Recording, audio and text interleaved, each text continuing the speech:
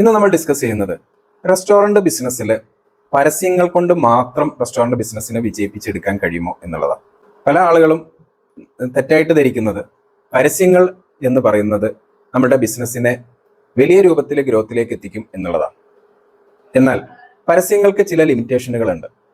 നിങ്ങൾ നിങ്ങളുടെ റെസ്റ്റോറൻറ്റിൽ നിങ്ങൾ എന്താണോ ഡെലിവറി ചെയ്യുന്നത്, നിങ്ങളുടെ കസ്റ്റമറുമായിട്ട് എന്താണോ നിങ്ങൾ ആക്ച്വലി കമ്മ്യൂണിക്കേറ്റ് ചെയ്യേണ്ടത്, ആ കമ്മ്യൂണിക്കേറ്റ് ചെയ്യാൻ വേണ്ടിയിട്ട് നിങ്ങൾക്കുള്ള ഒരു ഉപാധി മാത്രമാണ് പരസ്യങ്ങൾ എന്ന് പറയുന്നത്. പരസ്യങ്ങൾ നിങ്ങൾ കൊടുക്കുമ്പോൾ തന്നെ ഒരുപാട് കാര്യങ്ങൾ ശ്രദ്ധിക്കേണ്ടതുണ്ട്. നിങ്ങളുടെ ടാർഗറ്റ് ഓഡിയൻസിനെ നിങ്ങൾ കൃത്യമായിട്ട് മനസ്സിലാക്കിയിട്ട് വേണം നിങ്ങളുടെ പരസ്യങ്ങൾ ക്രിയേറ്റ് ചെയ്യാൻ വേണ്ടിയിട്ട്. അപ്പൊ ഞാൻ കഴിഞ്ഞ ആഴ്ച ഒരു ക്ലയന്റുമായിട്ട് സംസാരിച്ച സമയത്ത് അദ്ദേഹം പറയുന്നു, ഓരോ മാസവും അദ്ദേഹം 1.5 ലക്ഷം മുതൽ 2 ലക്ഷം രൂപ വരെ പരസ്യത്തിന് വേണ്ടി ചിലവഴിക്കുന്നു. എന്നിട്ടും ബിസിനസ്സിൽ യാതൊരു ഗ്രോത്തും കാണാനില്ല.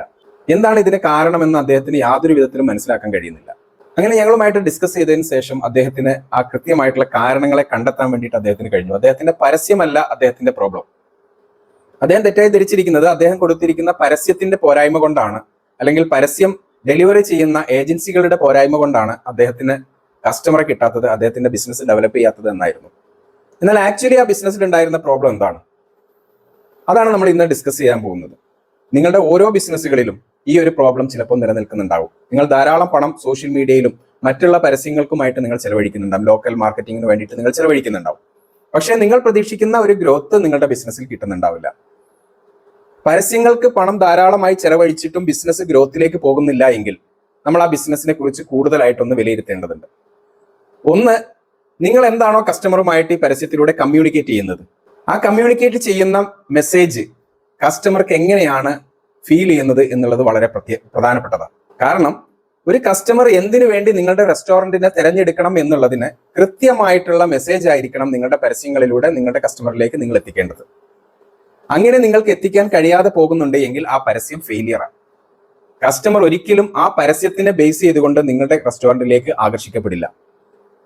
ചിലപ്പോൾ ഒരു 10% കസ്റ്റമർ ചിലപ്പോൾ ആ നിരന്തരമായിട്ടുള്ള പരസ്യങ്ങൾ വരുന്നത് കൊണ്ട് ഒരു ടൈം അല്ലെങ്കിൽ വൺ ടൈം നിങ്ങളുടെ റെസ്റ്റോറന്റിലേക്ക് കടന്നു വന്നേക്കാം.